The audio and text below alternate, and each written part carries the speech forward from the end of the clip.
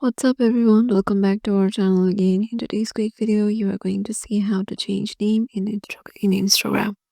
So to do that, head over to your Instagram application, and once you're there, just tap on the file icon on the lower right corner, and then head over to the three lines icon on the upper right corner.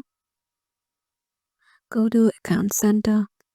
Here you will find your Meta account center. Then go to your profiles. Just head over to your Instagram profile. Here you will find the name option of your Instagram, and here you have to change your name, and make sure to note that you can only change your name twice within 14 days. So yeah, once you do it, just tap on save and your new name will be saved in Instagram. So yeah, this is how you can just change name in Instagram. Hope this video will help you out, and we will see you in the next one.